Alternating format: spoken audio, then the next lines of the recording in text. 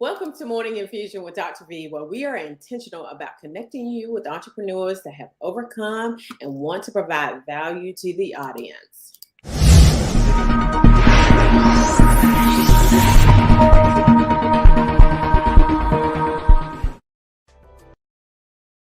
It's Dr. V here, where our coaching program teaches nurses how to work from anywhere around the world, making money and owning their own time. So our special guest today is one of my good friends, Miss Sue Denis. So Sue, give us a little bit about yourself. Like, tell us a little bit about who you are.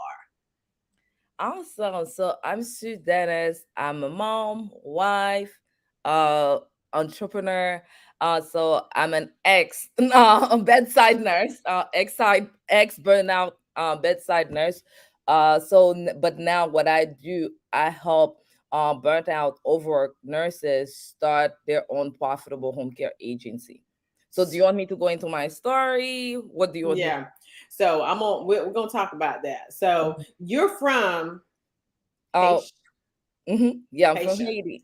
Haiti. Okay. So tell us about a little bit about that transition.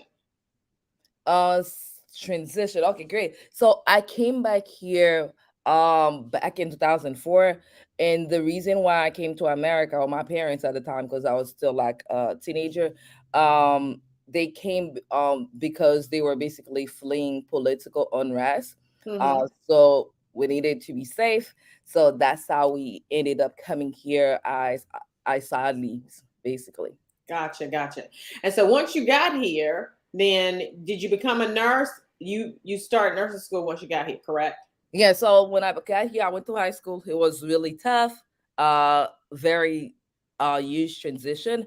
I used to come to vacation in America for as long as I remember, but living in America was totally different. Nothing that I expected, because that was never part of the plan for us to come and live in America. So it was a tough transition. So because like in 2004, I didn't speak any English. I wasn't used with this type of society, and I'm sure I'm still learning. I'm still learning today, 17 18 years later. So when we came here, it was really tough. Like I was used to a very what's the word, maybe opulent lifestyle. We had a good lifestyle back home, but when we came here, we basically went from the bottom. It was really tough. Like I remember, it was five of us, my brothers, my parents. Um, yeah, yeah. Like we live in the hood. We live in a one bedroom for five people. And Wow. where I used to, and I never shared a bedroom with somebody in my life before. I always had my own bedroom for as long as I can remember. Just like being in a new society with stuff. Where I used to live when I first came, people literally were selling drugs in front of the house, like right in front of the house. So it was a tough place, but thank God we never got into those stuff. I don't know how that happened. I know it's only God. Um, but I know we were always determined to do something with our lives. We know we came here because we're fleeing a bad situation, and we had a reason, or I had a reason why we were here. And as I'm the oldest, I knew I had to go to college. And I can remember when I was in high school, when I was looking for college, a lot of people were like, um, they have those people in the high school I went to, they call them the brace advisors. So they're supposed to help you get scholarships, go to college and stuff like this. And I can remember this lady when I was trying to like get scholarships and everything. And because my English wasn't what it's supposed to be, at least that's what I think. I guess she assumed that I was dumb. So she was like, "You're not college material. Don't even waste your time. The most that you Wow. can do is basically go to a technical school. That's about like the farthest that you can go." But I didn't listen. I knew I wanted to do something in healthcare, but I didn't really know what it is. I have people in my family who are nurses.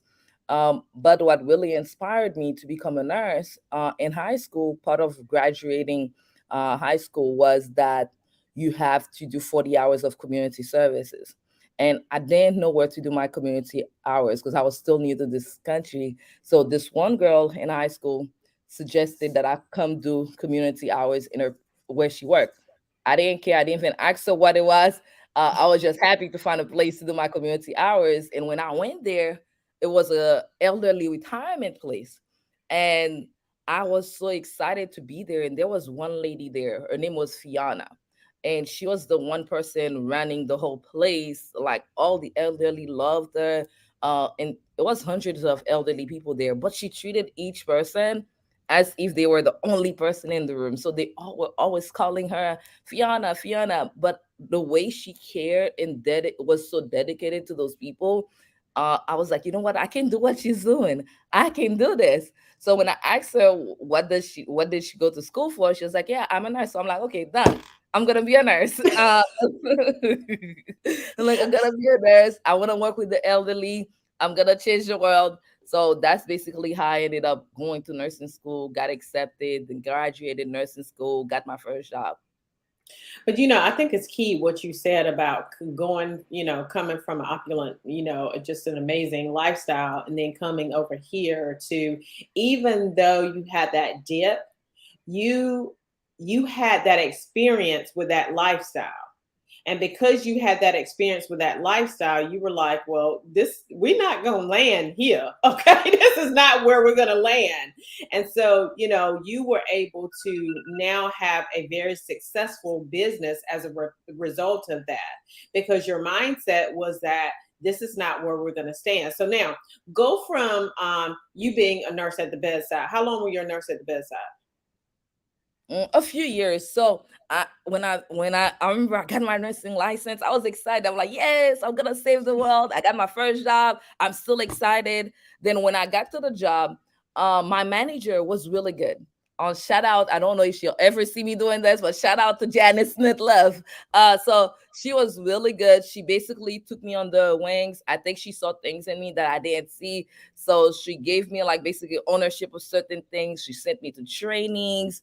So things were doing well. I was there for a couple of years and I was happy. This was what I wanted to do. When things started changing, it was like one day, out of the blue, I don't know what happened. It was like out of the blue, one day I woke up and basically I felt like I lost the spark for what I was doing, but I didn't understand it at the time. I didn't really know what burnout was at the time. So I'm thinking like I'm just not having a good day, you know. The next day I woke up the same, and the feeling lingered and lingered and lingered. And when I saw this feeling was not going anywhere, I started trying to do things like words of affirmation. I used to drive 30 minutes to work, so I would drive and talk to myself, say, "I love my job. I love my job. I love my job. I'm trying to connect my mind, my body, my spirit." So because my face will tell you, I can't hide stuff. My face gonna lie, and not gonna lie, it's gonna tell you the truth. So I'm trying to go there and look like, yeah, I'm excited about this, and I'm talking myself into it. But no matter what I did, nothing really worked. So that's when I realized I can't just be talking. I need to take actions if I really want to change my situation. So at the time, I did what any prudent nurse would have done. I decided to go back to school to get my master's in nursing education, which I did. And I also decided I always wanted to work in the intensive care unit. So I decided to apply for a job in the intensive care unit. After a few tries, I got the job. So again, I was excited. So I'm in school, got my dream job. I'm excited. But after a couple of weeks, the excitement of the dream job kind of faded away. And I found myself in the same place, like burnt out, frustrated, and really didn't know what else to do. But what really basically pushed me over the hill when I was in the ICU, that was the time that I also got engaged. I got pregnant. I was expecting my first child. So at that time I got excited too. But I was still working in the ICU. And for people who may not be familiar with the intensive care short ICU for short, when the ICU I worked at, the nurses have to turn the patients every 2 hours. It doesn't matter if you're pregnant or not. And one day, as I was pulling a patient up that was sedated, they were on the breathing machine. And as I was pulling this patient up in bed while pregnant, I basically started bleeding and I had to be rushed into the ER. So when I got rushed into the ER, the doctor basically gave me no hope. they basically say, go home, go on bed rest, you're gonna lose this baby. So that was the turnover that make everything change for me. Like at that time when the doctors say that, it's like I felt like it's like my whole world just crashed. I was like upset, angry. I'm asking God, please don't let this happen. Let my kid live. And also, I was making decision. I'm like, you know what? It's over. This is it. I'm like, what else can I lose besides that? It's time for me to like. I'm not coming back. I need to figure this out. I need to bet on myself. This is the sign. And I always knew, like when I first went to nursing school, I was inspired by that lady Fiona, and I always know I went to nursing school because I wanted to take care of the elderly. So I was like, this is my time. Once everything's settled, that's what I'm gonna do. I'm gonna figure how to work with the elderly because this is my dream. Because life is too short. You don't know what's gonna happen. So that's how I ended up going and starting my home care agency. The good thing is, what the doctors say didn't happen. My baby is well and alive today. But not only did I give birth to my son, I also gave birth to my home care agency. But my home care agency, I love doing this work. It's not easy. We made a lot of sacrifice to like grow this business, like our home care agency. There has been a lot of ups, lots of down. And as I was running my home care agency, minding my own business, people started coming to me say, "Can you help me? Can you show me how to do it?" To people started, and it first started with some of the people that I used to work with when I was at the bedside. They're like, "Oh, you laugh? That's what you're doing. You're doing good. Can you show me?" So I started showing people just for the sake of it for free. But as I started seeing people, like really a lot more people started coming to me, it's like the light bulb click. Oh, that's actually another business. So I did this for free for a while. I think for like a year until the light bulb click, and we started our consulting firm, Home Care Bosses United, where we help other nurses start and grow their profitable home care agency. I love it. I love it. I love it. And it's interesting what you said that the natural thing for the nurse to do was to go back to school, get another degree, and then, go to the specialty area, right? Like the CCU, the ERs, the hospices, and all those. But the reality is that, we have to embrace this whole entrepreneurship. we Yeah. have to we have to change, and I think that that's one of the things that we're stumping up and down and saying this is a whole thing, and it works, and it supports nurses, and it's amazing, and like we have such a good time. And are there ups and downs? Yes. But are there ups and downs in working for someone else? Right. And you have less control over that than you do over this, right? And so changing that is just key. And so I love, love, love how you went into business for yourself, and then you start teaching other people how to do that very same thing. That is absolutely phenomenal. And you've got the cutest little boy. What's his name?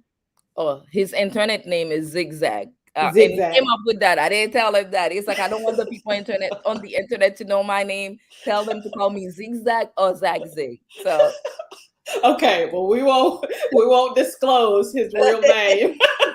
That's hilarious. But he is super, super cute. Now, let me ask you something. So, your parents, like when you travel, your parents travel with you. Am I correct? Mhm. Travel My parents everywhere. travel with me. My husband's parents travel with me. Your husband travels with you. So now you guys you're vegan. So how long have you been vegan?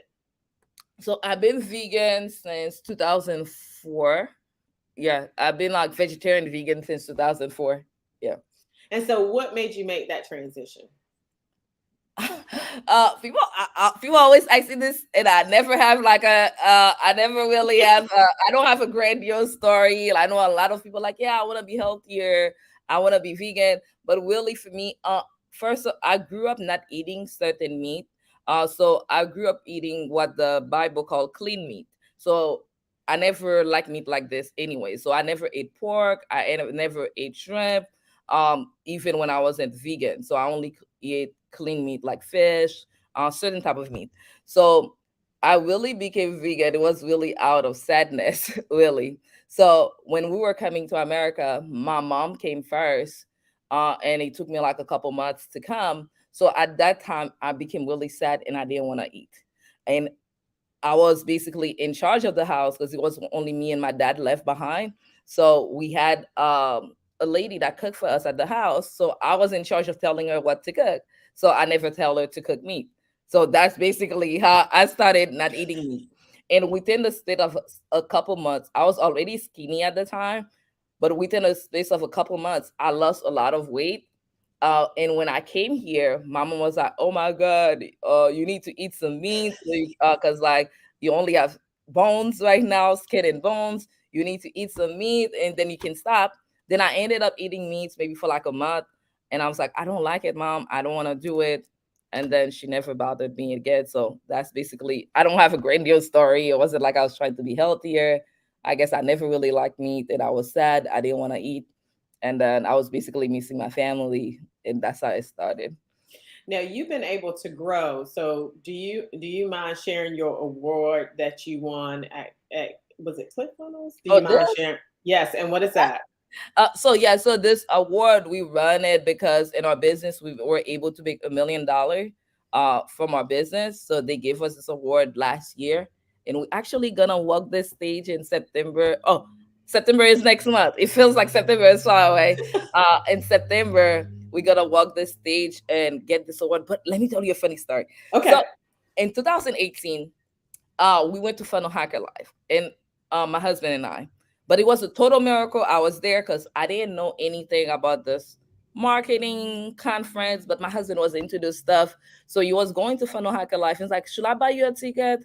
And I was like, "No, I'm not interested.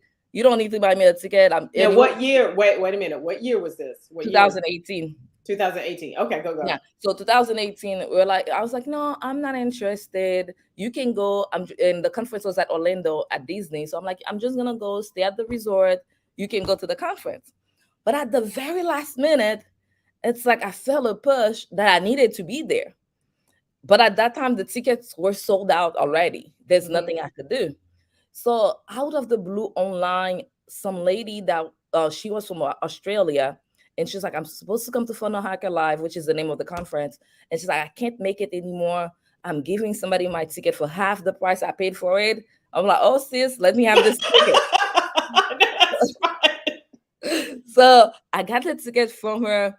I didn't even know if it was a scam or whatever, but I didn't care. I'm like, I'm taking my chance. I'm getting this ticket.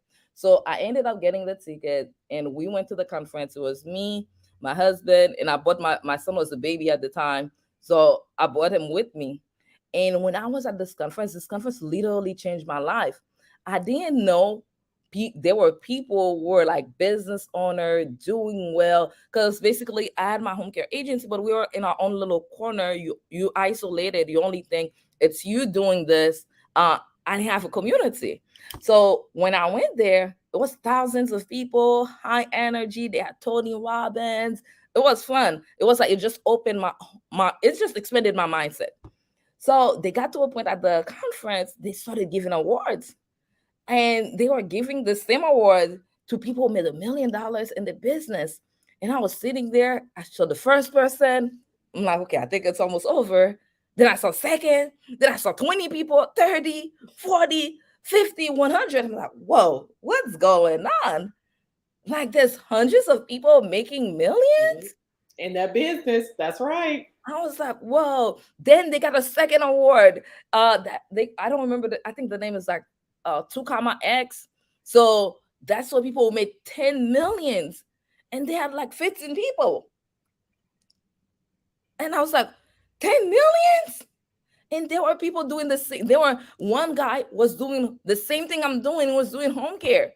And I was like, oh, okay, say no more. I'm like, the next time I come to this conference, I'm going to walk the stage. But I really say that I didn't know how this was gonna happen. I really had no clue. But I remember I told my husband the first time I do this, we come here, we gonna walk this stage. I didn't know when was the next time was gonna be, but I'm like, we gonna walk this stage. And then the funny thing, after the conference, they like while at the conference they do videos like to do recap of the conference. When we were watching the recap of the conference, somehow me and my son ended up in the video. I was like, this is the sign. It's gonna happen. I was like, this is the sign. It's gonna happen. And then 2019 came, for whatever reason, I don't remember why we couldn't make it to the conference. Then 2020 came. I think they did a virtual. Was COVID. Then 2021 came. We actually got the actual award. I was like, oh my goodness, it's really happening. And now the next time we're gonna go, it's next month, and we actually gonna walk the conference. And one of the things that was really important to me when I was there too, so their community is more of a Caucasian community, which is fine, cool. I love all people, okay? But when they were giving the award, there were only like a couple of people that look like me. And I was like, we need representation in here. Okay. I'm like, we need representation. We need more people that look like us to be able to walk with this award. And so far this year, I know 3 Black women who's gonna walk this, 2 other Black women that's gonna walk the stage with me. So I'm super excited about that. Yeah, I I'm super love it. I excited about. love it. I love it. I love it. I love it. Because you were able to make this by diversifying your just not your home care agency, but also your coaching as well. Correct? Yeah, so in our that's 2 separate business. So in our home care agency, we went from a zero to $1 million in 4 years. In our Wow. home care, the actual home care agency. In this, we went to zero to $1 million in 3 years. Wow. So in both companies, you made $1 million. Is that what you're Y- saying to me? Yes. Wow. Mhm. Okay, now with the home care agency, so is that so how many clients do you have with your home care agency? And do you have like it in every state? Like tell me a little bit about what that looks So like. yeah, so my home care agency is local, and I only operate in one county. So it's Okay. called Broward County. Because in here, if you want another, where I live in Florida, if you want another branch, you have to have an actual other office there, Okay. a physical office there. So I only operate in Broward County. Broward County is a big county. So our biggest county is Dade. That's where Miami is. Then Broward. So basically, what we do here, I have about like 42 clients that get home care services that we send caregivers to them. So that's basically how this works. Basically, what we do in home care, I'm the matchmaker. I found like older people and sometimes not so old who need help at home. They need like a personal assistant. They need help with the activity of daily living. Then we find the caregivers. Then we match them together, and then the client pays me. I take my cut and I pay the caregivers. Gotcha, gotcha. I love it. I love it. I love it. So, and then the coaching, of course, within 3 years because you were able to scale. But I think that it's really interesting, and I love the fact that you came from such an amazing lifestyle when you were in Haiti, because you were not accepting any less once you got here. Actually, You were no, not. this yeah, that's a so one of the thing actually I guess the mindset they make us believe it's like I know a lot of time people may think about it. They talk about Haiti, they only hear the bad things. But in Haiti, once you start making, you don't have to be rich to live a good life. Even though when I was a child, I really thought like we were rich, but you don't have to be rich to have like a good lifestyle. Because once you start making a little money, like you middle class person, you start like outsourcing. You have like maids, you have this, so I grew up with this life where my mom had a lot of help at home. Like we had somebody to wash the clothes, we had somebody to cook, we had somebody to drive. It's like you have like all of those different stuff. And when you come to America, there's something that tells you you can't keep that same lifestyle. I don't know where this comes from. It's like in order to have this lifestyle in America, you have to be like super super rich. This never gonna happen. It's not gonna happen.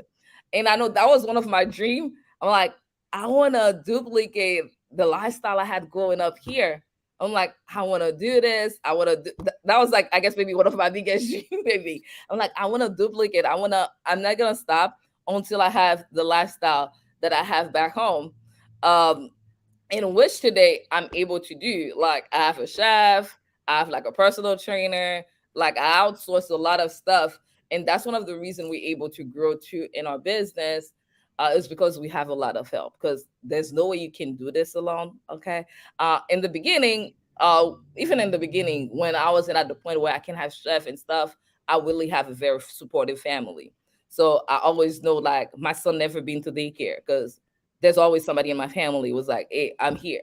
My mom is there, my dad is there, or my cousins are there. But that was always my dream, to be able to have like outsourced thing where I don't have, because it's a lot of things, especially having like two businesses. It's a lot of things. Actually, we have more than two businesses, but that's a different story. But but like having to do all of the stuff, you definitely eventually, like, you need help.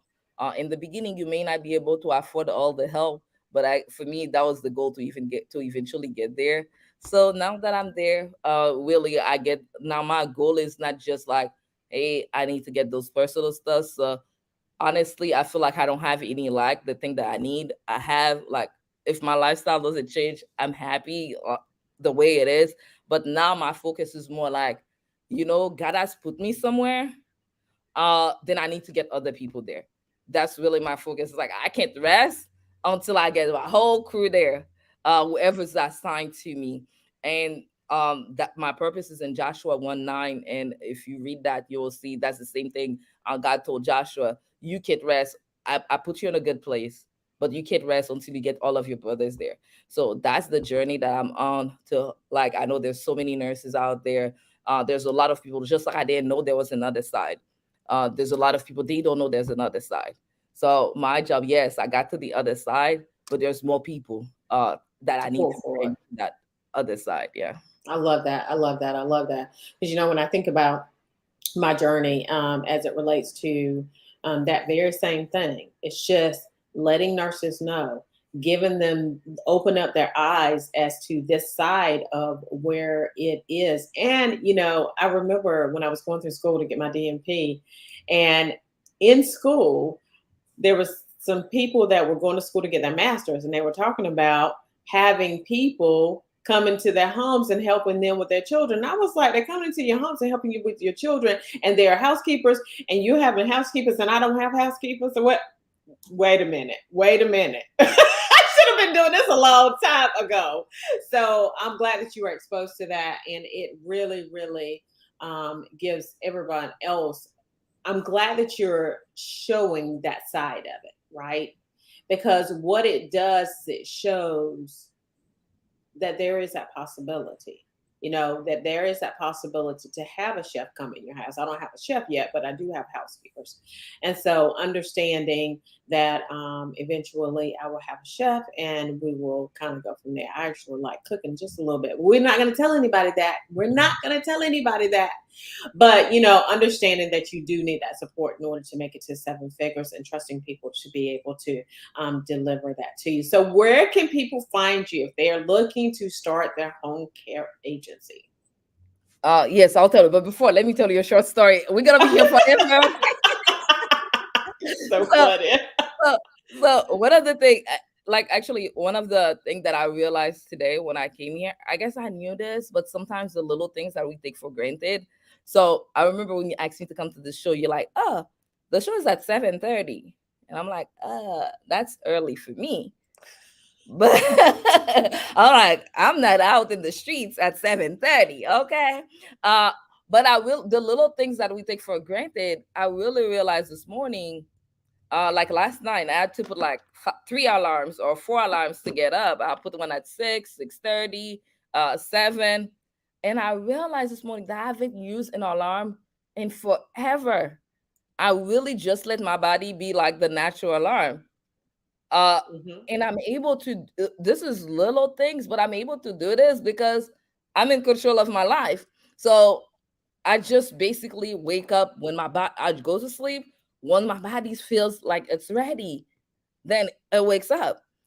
It's like my natural alarm. But today I know I had to be somewhere, so I was like, okay, let me put like 10 alarms to be here. But I just realized, like, hey, I haven't used an alarm clock, a real alarm clock, for a long time now. I just let my body do it. And both me and my husband, we don't use an alarm clock. When my body wakes up, then it wakes up. And like, I was like, this is crazy. Like a few years ago, like I had to be at work at 7 and I'll be up and like, be up before the time to be at work.